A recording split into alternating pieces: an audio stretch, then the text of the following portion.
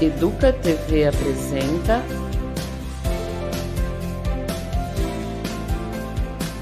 Vamos Conversar? Olá, seja muito bem-vinda e muito bem-vindo ao Vamos Conversar, o podcast da Educa TV. E hoje a gente vai falar sobre um tema muito difícil, mas que precisa ser falado, que é sobre o feminicídio. Esse é um espaço de diálogo, de aprendizado e de reflexão, porque a gente acredita que é conversando que a gente se entende.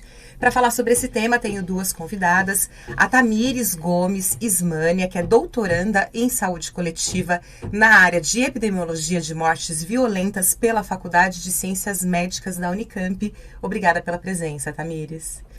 E também da secretária de Assistência Social, Pessoa com Deficiência e Direitos Humanos de Campinas, Vandecleia Moro. Muito obrigada, secretária. Olá, Lilian. Boa tarde. É um prazer estarmos juntos.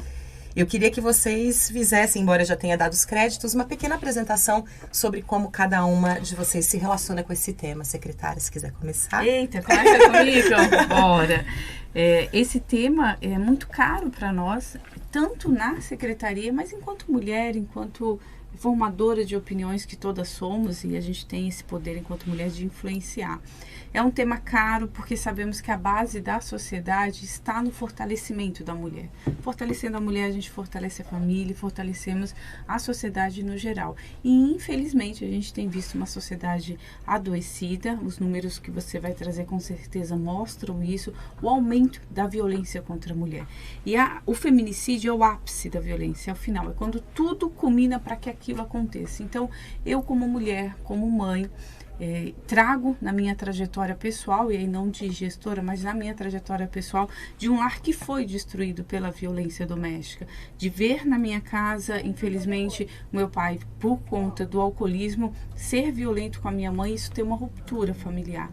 Nós conseguimos sair desta situação de uma forma diferente da realidade de muitas mulheres. Infelizmente, muitas mulheres permanecem no ciclo de violência, chegando a perder a vida ou perdendo totalmente a sua autoestima, deixando de viver.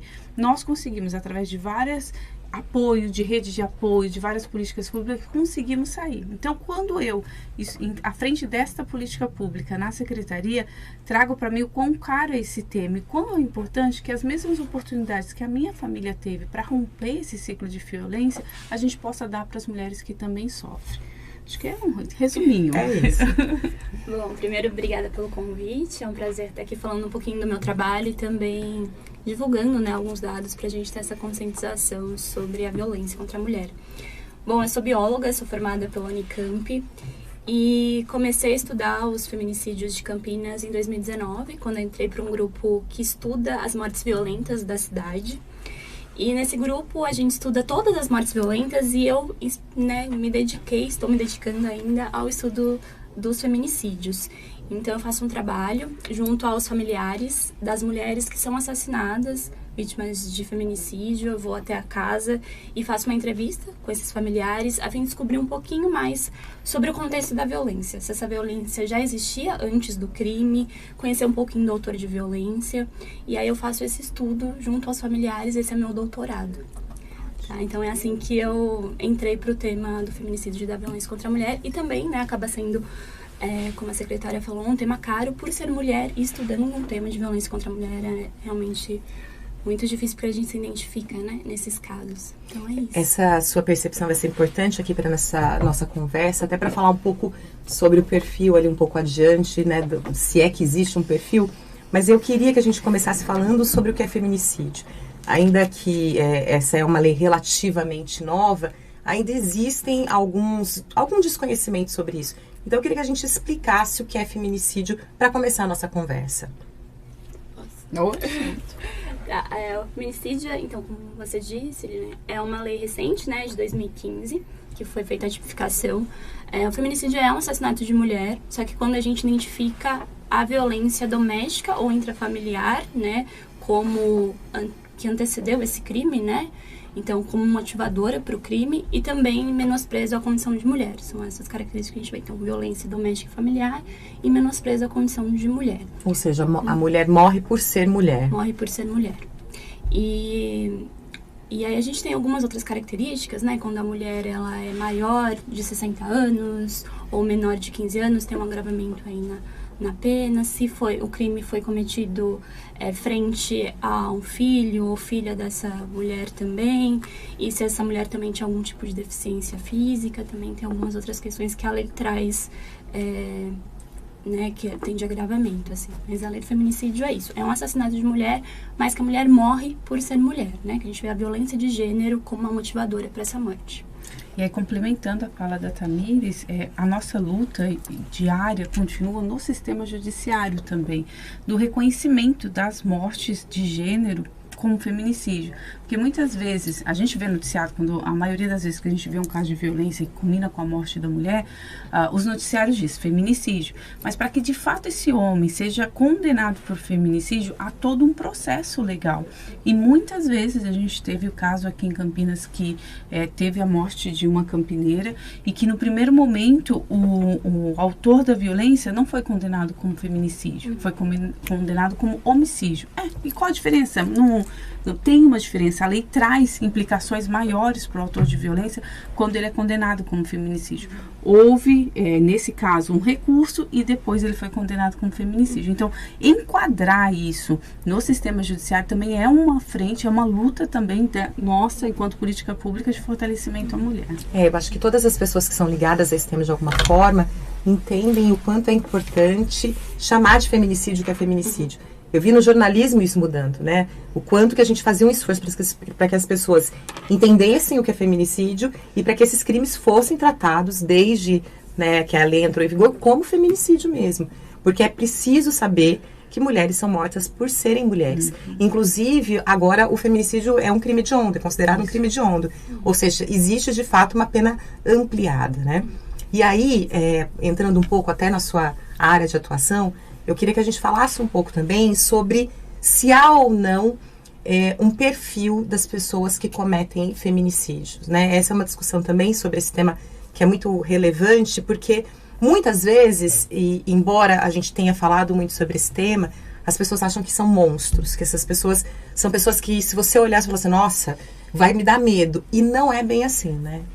Não, essas pessoas, elas estão na convivência dessas mulheres, né?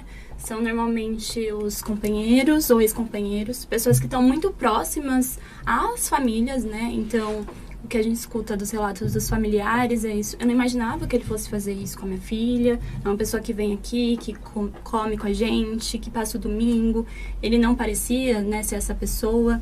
Então, acho que tirar esse estereótipo, primeiro, de monstro é muito importante. É uma pessoa que comete um crime e precisa, né, ser julgada conforme a lei, assim, não com esse perfil de monstro.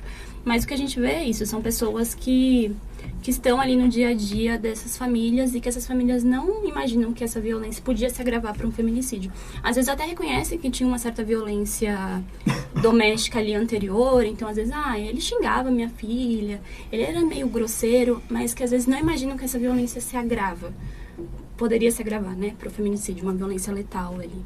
Na verdade, existe um contexto de violência normalmente, né? Sim. E que ela é progressiva, né, secretária? Normalmente não é do dia para a noite que a pessoa acaba matando a mulher, né? Não, normalmente, é claro que a Tamires tem mais informações e mais dados para falar dessa questão, mas normalmente é um rompante, a pessoa tem um acesso de raiva, de algum sentimento, mas que não é naquele momento, de repente ele aconteceu. A gente fala em contínuo de violência. Isso, já vem acontecendo. Às vezes é progressivo, às vezes começa de uma forma mais branda, vai ampliando, e muitas vezes não. É aquele sistema de que ele vai violando os direitos daquela mulher, vai sendo violento com ela. Seja verbalmente, porque às vezes a pessoa pensa que a violência é só a física. Verbalmente vai indo, ele se acha tão dono desta mulher que ela é tratada como objeto, e aí culmina na morte dela. E aí não dá pra gente não falar sobre machismo, né? Porque é exatamente isso que a secretária traz, né? Os homens alguns homens acham que as mulheres são suas propriedades, né? Então, e é muito comum, a gente sabe, quando há um término de relacionamento, não é, Thaís? Que normalmente culmina numa agressão, numa morte. A gente vê que as justificativas, né, vou colocar muito em aspas, Muito porque em não aspas. tem justificativa para o crime, mas é isso, é um término de relacionamento. A mulher às vezes demonstra, né, um interesse de romper com esse namoro, ou às vezes quer mudar de emprego e o agressor não quer que ela saia de casa, quer que ela continue no ambiente doméstico. Então, o que a gente fala, assim, que muitas vezes o feminicídio acontece, né, a violência letal acontece quando existe esse rompimento dos padrões esperados de gênero, que a gente espera que a mulher se comporte daquele momento. Quando ela tenta romper esse padrão, né, então ela tenta terminar esse relacionamento porque ela percebe que não tá bom, ela quer, sei lá, sair com os amigos, e esse companheiro vem com machismo, fala não. E aí pode ser que essa violência se agrave nesse momento, assim, né? E a gente vê muito isso também, que as mulheres falam assim, com medo de denunciar essa violência, com medo que essa violência se agrave. Porque às vezes, meu marido vai descobrir que eu fiz a denúncia, que eu abri o BO, e essa violência pode ser que se agrave. Então, muitas mulheres também têm esse receio, né? Esse é um número ainda subestimado, né, de violência doméstica, né? Não dá pra gente imaginar o quanto ainda há mais daquilo que é registrado. Eu acredito que existam 2 perfis que ainda não têm a notificação. Tem mulheres que não se identificam como mulheres que sofrem violência. Isso é importante. Tem mulheres que imaginam, víamos de uma sociedade realmente machista. Há pouco tempo a mulher era 21 anos para emancipar, tinha que casar para ter emancipação.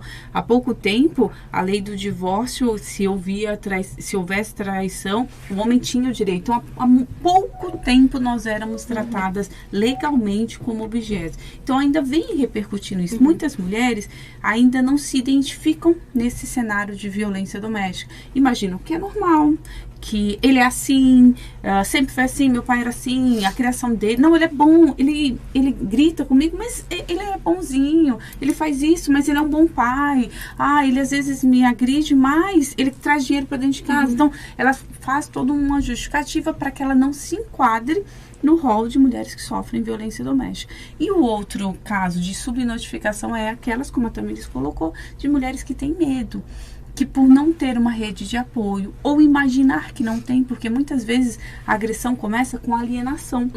O afastamento desse homem, da mulher, dos familiares, dos amigos, ele vai afastando até que essa mulher não tenha outra pessoa ou não veja outra saída que não ele mesmo. Então há essa alienação e ela muitas vezes não pede ajuda. E é para isso que a gente está aqui, por isso que a gente faz tantas campanhas de divulgação, por isso que a gente empreende tantos esforços, porque o combate à violência não é combater somente a causa, e como ela colocou, não há justificativa, existem algumas causas. Não é só combater a causa e proteger essa mulher, é conscientizar também a mulher e a sociedade do que é e de como prevenir que aconteçam essas violências. Eu acho importante a gente falar, inclusive, sobre os tipos de violência, mas a gente vai fazer um pequeno intervalo aqui. Daqui a pouco a gente volta com Vamos Conversar. Vamos conversar?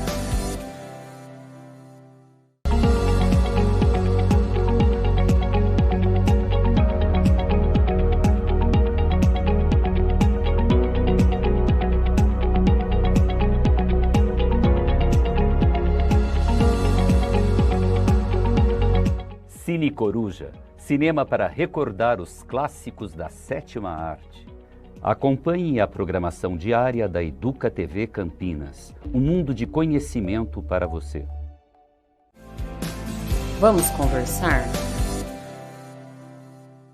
De volta com o Vamos Conversar, hoje falando sobre feminicídio. A gente fez um intervalo quando a gente ia começar a falar sobre os tipos de violência, até porque, como a secretária trouxe, né, algumas mulheres não conseguem nem identificar que estão dentro de um contexto de violência e de abuso. Fala um pouco pra gente sobre quais são esses tipos de violência, porque são tipos diferentes.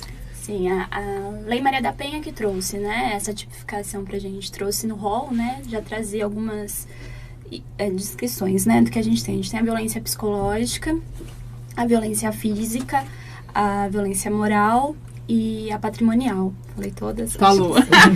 E eu acho que é interessante reforçar, né, que a violência psicológica, ela foi tipificada recentemente. Apesar dela já estava, né, no rol da Lei Maria da Penha como um tipo de violência, ela foi tipificada muito recentemente. Então, a gente tem com a violência psicológica como um crime. Então, a gente tem uma punição para quem comete o crime de violência psicológica. E também, recentemente, foi tipificada a violência de perseguição, né? O crime de perseguição, não é violência, o crime de perseguição, que também, né, se aquele autor fica perseguindo a mulher, fica, né, tentando ir na casa da mulher, insistindo para uma volta, uma reconciliação, isso é considerado um crime de perseguição. É importante a gente falar sobre isso, para que as pessoas entendam que, né, porque a pessoa fica insistindo, fica perseguindo, fala, ele gosta muito dela. Não, ele não gosta dela. Isso não é um comportamento que tem nada a ver com amor, tem a ver com posse e pode ser um indício de um contexto de violência que pode acabar, né, infelizmente, como a gente vê em Campinas até agora. A gente está gravando hoje, dia 22 de maio, esse podcast vai ao ar daqui a algumas semanas, mas são 3 casos, né, secretária, registrados de feminicídio só aqui em Campinas nesse ano. Isso, só em Campinas nós tivemos 3 casos, o que é muito. Toda vez que a gente fala de feminicídio, a gente está falando de lares destruídos, de vidas perdidas.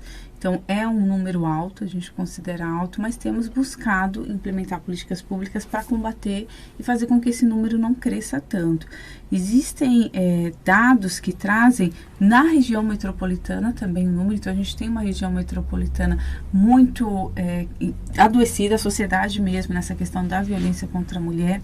E voltando um pouco na questão do que a Tamiris falou dos tipos de violência, acho que ela colocou muito bem, falando, explicando da psicológica, o stalker, que é um crime de perseguição, e da moral. Mas tem um tipo de violência que eu trago, até mesmo a menina, mas que a gente é mais velha, que é a patrimonial e que muitas vezes a mulher não se identifica, que é aquela que o homem não a deixa ser responsável pelos seus rendimentos. Quando tem, muitas vezes ele proíbe ela de ter rendimentos, ele faz com que essa mulher tenha uma dependência financeira dele, não, às vezes subtraindo até mesmo carteira de trabalho, não deixando ela ter. Então, esse é um tipo de violência que algumas mulheres entendem, não, é porque ele gosta que eu fique em casa, ele quer cuidar de mim, e não é um tipo de violência. É um tipo de controle, né? De controle. É importante que a mulher perceba que a violência, e ela tem que ter isso muito claro, não é apenas a violência física.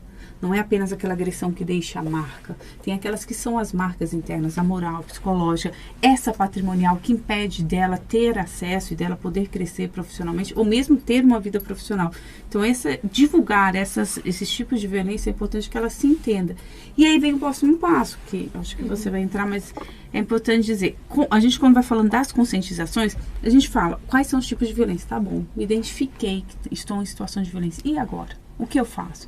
Vem aquela parte. Se eu procurar ajuda, será que não vai ser pior?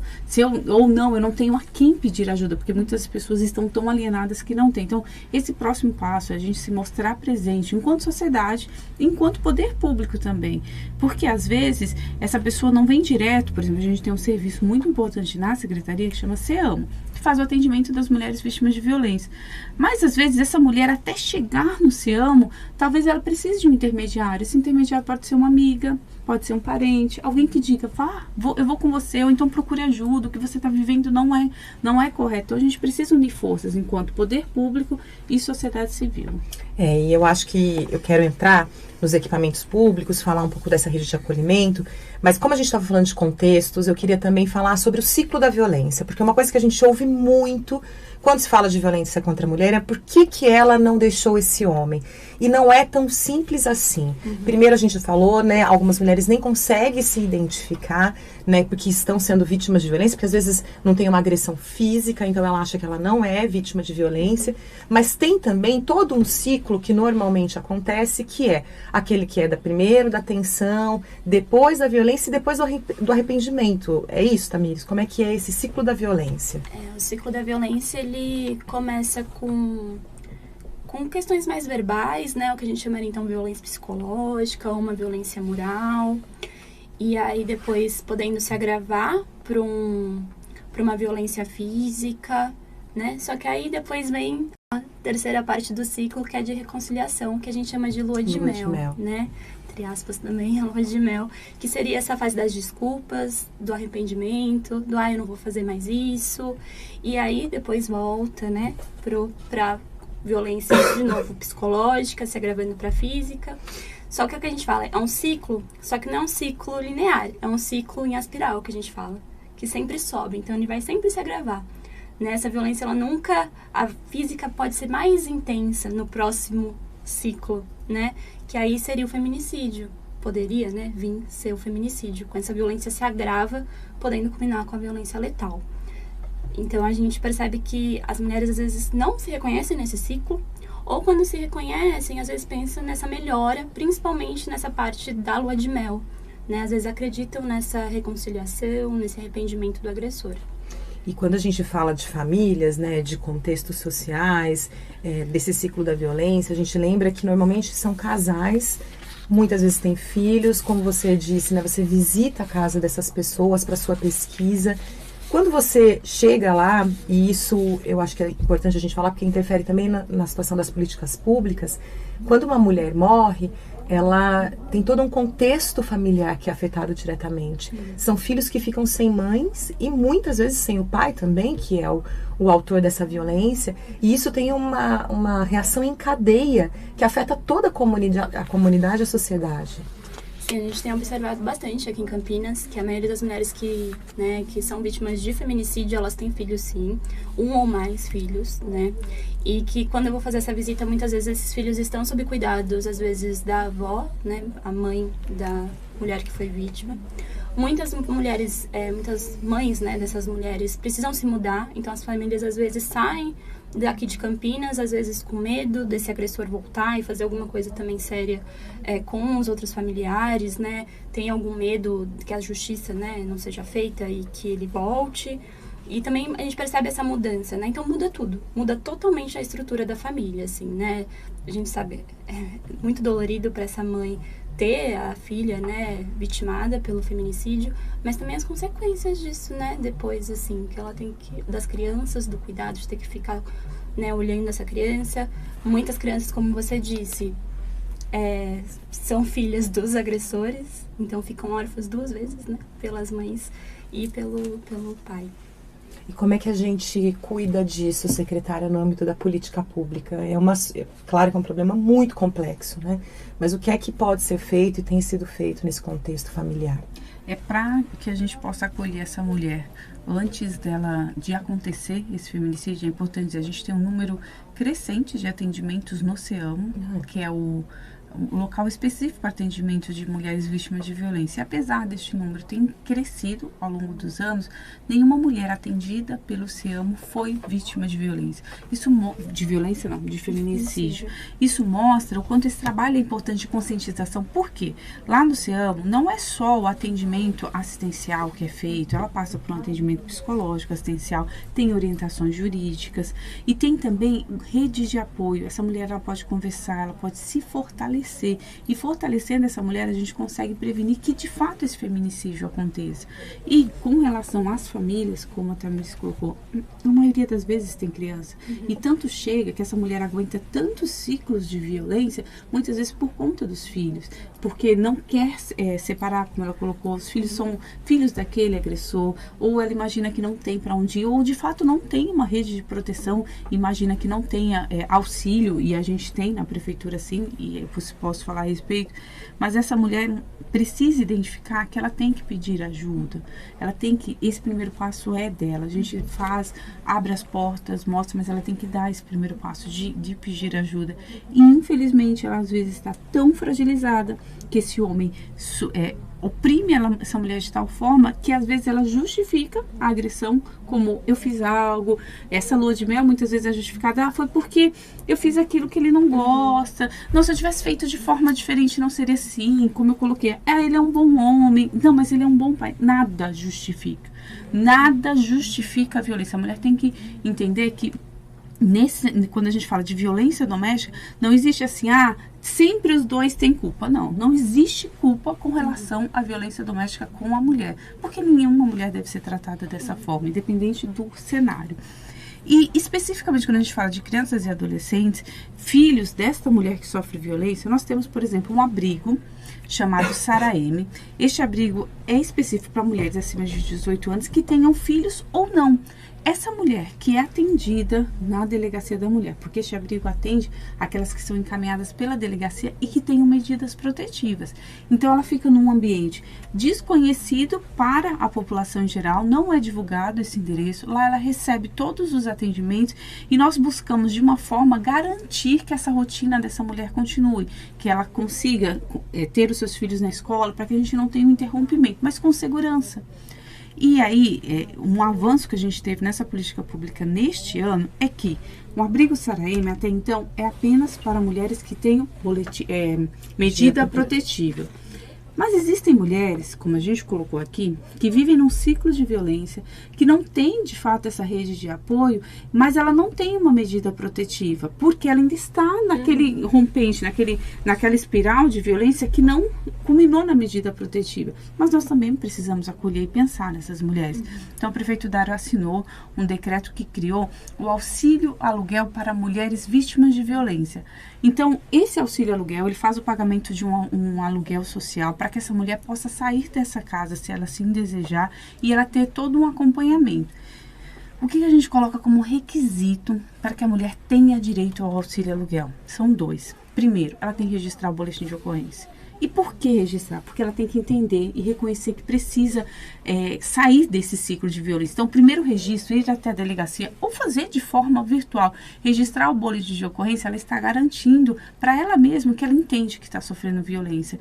E também ser acompanhada pelos nossos serviços da assistência social, onde ela vai ser fortalecida. Porque senão, a gente vai ter o auxílio aluguel e esse homem faz de uma forma tão forte um tensionamento nessa mulher que daqui a pouco esse homem está dentro daquela casa em que ela saiu para se proteger dele. Então, esses requisitos para ter acesso ao auxílio aluguel é importante para a gente fortalecer a mulher.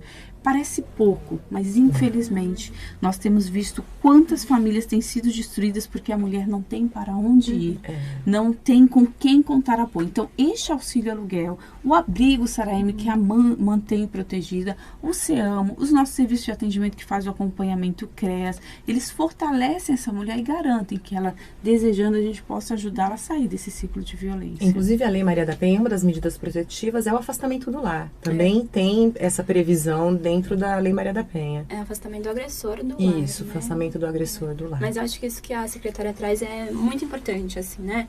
Porque a medida protetiva ela é um direito, a gente sabe, está prevista na Lei Maria da Penha, só que a gente ouve muito relato de que a medida protetiva é um papel. Infelizmente. Porque se o agressor quiser voltar naquele lar e fazer alguma coisa com essa mulher, pode ser que ele faça, né? Então, isso de dar esse suporte para as mulheres vítimas de violência, um lugar que ela possa sair dessa residência e que o agressor não saiba, é importantíssimo, né? Porque não é só ter medida protetiva, não é só ter um BO feito. O município precisa dar, sim, essa garantia para essa mulher. Então, acho que isso é importantíssimo trazer e divulgar que isso existe aqui em Campinas. Muito bem, vou falar um pouco mais de conscientização e prevenção no próximo e último bloco. Daqui a pouco a gente volta com o podcast Vamos Conversar. Continue com a gente. Vamos conversar?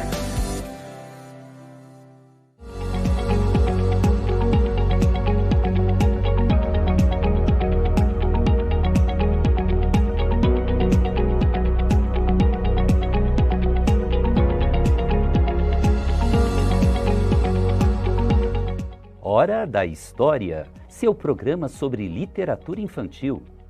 Acompanhe a programação diária da Educa TV Campinas, um mundo de conhecimento para você. Vamos conversar? Estamos de volta com o Vamos Conversar. Hoje a gente falando sobre feminicídio com a secretária Vanderclé e com a Tamires. E agora eu queria falar um pouco sobre a prevenção, sobre conscientização. A gente já começou a falar sobre isso, mas é muito importante falar porque a sociedade também tem um papel importante na prevenção dos feminicídios. Muito recentemente, a gente viu um caso em Santos que a moça tinha feito BO, tinha uma medida preventiva, o agressor cercou essa moça na rua, tentou colocá-la dentro do carro, quase conseguiu, só não conseguiu porque alguém que estava passando não deixou que ela entrasse no carro. Ou seja, essa pessoa pode ter evitado um feminicídio. Claro que a gente não precisa pensar só nas vias de fato, mas existe um papel da sociedade importante em estar em alerta nesses casos de violência.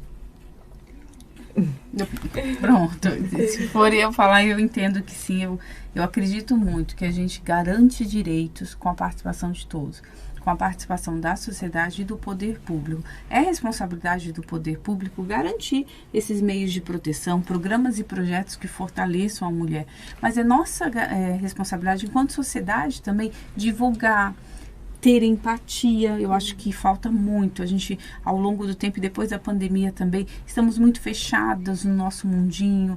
Ainda prevalece aquela máxima de que briga de marido e mulher, ninguém mete a colher, que deixa, que ela fez alguma coisa para isso, ou eles se resolvem. Não, nós enquanto sociedade, enquanto família, enquanto amigos, temos sim que intervir, temos que estar próximo dessa mulher. E não chegar também de forma, né, Tamiri, chegar assim, tô vendo que você está sofrendo violência, vai lá, não é dessa forma. A gente tem que ir comendo pelas beiradas, falando com essa mulher, explicando, conscientizando, fortalecendo, trazendo ela mais para perto, percebendo. Às vezes é aquela amiga, e aí eu falo enquanto sociedade, que sempre estava nas rodas de conversa, sempre saía para tomar um café junto. De repente essa mulher some, nem levar os filhos na escola vai mais, quem leva é o marido ou é uma outra pessoa. Perceber, a gente tem que ter a percepção e a conscientização do que existe. Então existe em Campinas toda uma rede de proteção buscando proteger e fortalecer essa mulher. Mas essa rede de nada adianta se ela estiver só no papel. De nada adianta se tiver esse serviço lá, nós temos profissionais competentíssimos e dedicados, mas que eles fiquem lá apenas parados. É preciso que nós tenhamos o público, então que essa divulgação aconteça, que saibamos quais são os serviços, sabemos que em Campinas tem o centro especializado de atendimento para a mulher, então ali só é atendido a mulher vítima de violência, é este o foco. Temos outros centros de referências espalhados que atendem a família que sofre a violência, temos abrigos para que essa mulher possa ficar protegida, temos um auxílio que é o auxílio moradia e toda uma rede de proteção. Por exemplo, quando a gente fala de rede de proteção, é saindo um pouco das políticas públicas que o Executivo propõe, mas há uma parceria com o Legislativo que propõe leis que garantam o direito dessas mulheres, com o Conselho Municipal da Mulher que também ajuda na formulação. Então é toda a sociedade unida com o poder público, a gente vai fortalecendo, e eu tenho muito para mim forte isso, que eu fortalecendo a mulher, eu fortaleço a família e eu tenho uma sociedade fortalecida. A senhora disse que o SEAMO, que tem aumentado o número, né, de atendimentos, as mulheres têm procurado mais. Isso é reflexo já de um trabalho de conscientização, na sua opinião? Eu acredito que sim. E é um trabalho não só de conscientização, mas de empoderamento da mulher. Dela conhecer quais são os seus direitos e aí propagando para outras mulheres. No SEAMO nós temos dois públicos. Aqueles que vêm por demanda espontânea, aquela mulher que conhece o serviço e vem ali pedir ajuda ou então conhecer mais sobre os seus direitos. E nós também temos a busca ativa. Então, nós recebemos os boletins de ocorrência. Então, a mulher que registra o boletim de ocorrência, ali na DDM, ela é orientada sobre qual é a rede de proteção aqui em Campinas. E nós recebemos esse boletim de ocorrência e ofertamos. Olha, você fez o registro de boletim de ocorrência, nós temos este serviço que podemos te ajudar dessa e dessa forma. E ela fica à vontade, vir ou não. Então, essas duas formas, tanto a demanda espontânea como a busca ativa, faz com que esse número de atendimentos tenha aumentado. Thaís, e quando você visita essas famílias que passaram por isso, você percebe que havia ali já algum, não sei se dá para traçar uma estimativa, mas se essas famílias conheciam alguns mecanismos de defesa, de proteção, você já conseguiu identificar algum tipo de semelhança nesses casos que você estudou? Então, uma coisa que chama atenção é que pouquíssimas mulheres, se eu falar uma ou duas, tinham medida protetiva, por exemplo. Aí me faz o questionamento, porque essas mulheres não morreram justamente porque elas tinham medida protetiva ou porque elas não conheciam o direito à medida protetiva, né? Então, isso é uma coisa que chama atenção. Eu acho que, né, vou puxar um pouco do que você falou, Nia, no começo, da importância de divulgar e de falar feminicídio, que é outra coisa que os familiares, muitas vezes, nem sabem nomear, né? Então, esse é um outro ponto que eu vejo conversando com os familiares, assim. E dos serviços. Eu reconheço que poucas pessoas, às vezes, sabem que Campinas oferece, né? Que Campinas tem esses serviços, principalmente do SEAMO. Então, eu acho que é importantíssimo esse espaço. A Semana do Combate ao Feminicídio é importantíssima também para a sociedade conhecer esses mecanismos que o município tem. Então, conversando com os familiares, eu sinto que falta essa informação para eles, né? Então, acho que essa conversa que a gente está tendo e a divulgação na mídia é importantíssimo. A gente tem que lembrar também que a gente está trabalhando com quebra de paradigmas, né? A secretária trouxe aqui você também falou, né, que não sabe nem que está na situação de violência, como é que vai entender que tem toda uma rede de proteção, né, por trás. Secretária, a senhora já falou um pouco, mas eu queria que falasse um pouco mais para a gente reforçar quais são os caminhos. Se a pessoa hoje está se sentindo numa situação delicada, numa situação em que ela pode estar sendo vítima de algum abuso, o que ela faz? Para onde ela deve, a quem ela deve recorrer primeiramente?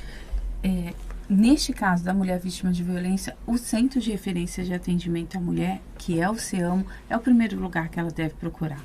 Lá ela vai receber todas as orientações, vai ter uma assistente social que vai orientá-la sobre programas e serviços que nós temos na prefeitura, por exemplo, esse auxílio aluguel, temos o abrigo, então ela vai ter conhecimento, ela vai ter um acompanhamento psicológico e vai ter orientações também jurídicas. Nós temos um advogado que faz essa orientação.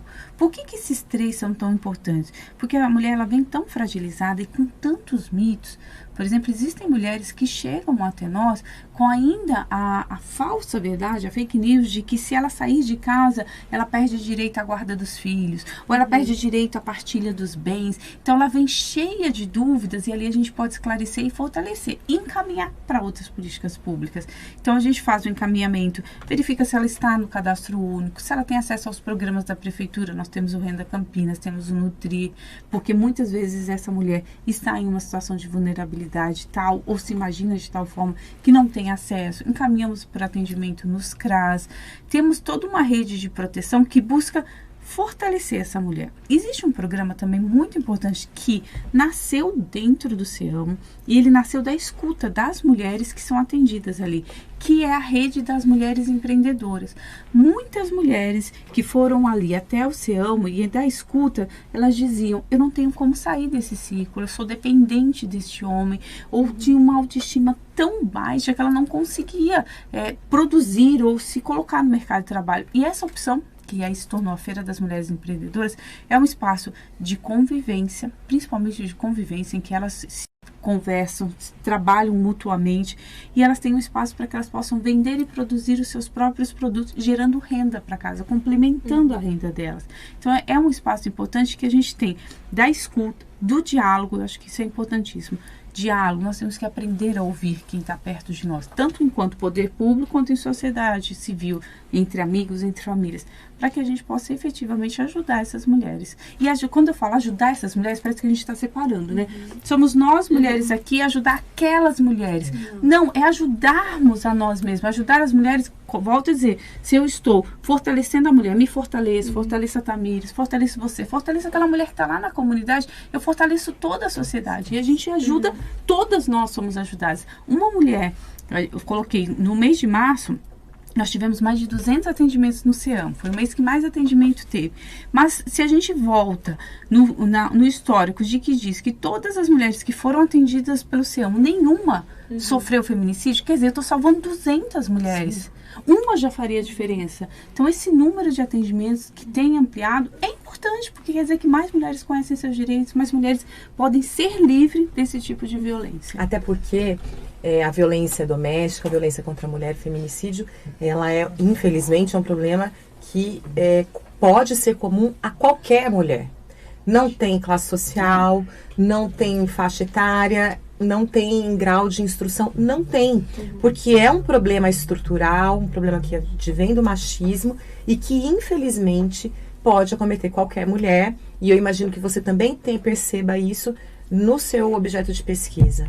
Sim, o feminicídio ele faz, né, vítimas na cidade inteira, no Brasil todo. Aliás, toda, a gente estava falando que o último dado é uma mulher morta a cada 6 ou 7 horas. Isso de 2022. O Brasil é um dos campeões no índice, no ranking de feminicídios. Sim, a triste marca, acho que é o 5º país que mais mata mulher. Mas como você estava dizendo, né, isso, Campinas toda pode ser, todas as mulheres, né, de Campinas estão aí sobre o risco, né, de serem vítimas de feminicídio, mas a gente sabe que tem algumas mulheres, como o secretário falou, que às vezes, né, tem essa questão da vulnerabilidade, Sim. precisam ser mais olhadas. A gente tem que voltar o olhar também para essas outras necessidades mais específicas, às vezes de uma outra classe social, né? Então, acho que é importante ter esses programas também que auxiliem também. Muito bem, estamos indo para o encerramento. Queria que a secretária fizesse suas considerações finais, depois a Tamires, para a gente poder encerrar o nosso papo de hoje. Agradecer a oportunidade de falar sobre esse tema tão importante. É um tema muito caro para todos nós. É um tema que é difícil de falar. A gente acaba entrando em uma desconstrução, como você colocou, de uma sociedade que é machista. Mas dizer para todas as mulheres que estejam assistindo, mesmo você que não seja vítima de violência, não se identifique, que não está sozinha. Nós temos uma rede de proteção aqui no Poder Público que busca fortalecer e ajudar essa mulher. Então, você não está sozinha. Procure ajuda, procure orientação e a gente vai poder juntas ajudar outras mulheres. E aquelas que não se identificam como no caso de violência, não, tá tudo bem, não me identifico, mas que conheça os programas, conheça o que existe, porque você pode ser um canal para ajudar outras mulheres que estejam passando por isso. Muito bom. Tamires? Eu queria agradecer o convite. Eu acho que a divulgação, a educação é muito importante. Então, ver esses espaços, né, como esse aqui, com a oportunidade de falar sobre os casos, falar um pouquinho da minha pesquisa, falar um pouquinho do que tem em Campinas, né, esses mecanismos aí de auxílio às mulheres, é importantíssimo. Então, eu agradeço, eu acho que a gente tem que falar, sim, sobre os assuntos, o assunto da violência contra a mulher, nomear. Eu acho que nomear o problema é fundamental pra gente, a gente só combate o que a gente conhece, né, então, é um pouquinho isso que eu queria deixar. Muito obrigada. Eu agradeço demais a presença de todas vocês aqui nesse tema tão importante. E esse foi o Vamos Conversar de hoje. Agradeço pela sua audiência, pela sua companhia. Continue com a gente na Educa TV. Siga a Educa TV nas redes sociais e a gente se vê na semana que vem. Obrigada. Educa TV apresentou Vamos Conversar? Prefeitura de Campinas, Secretaria de Educação, Produtora Rio Brasil Digital. Educa TV Campinas, um mundo de conhecimento para você.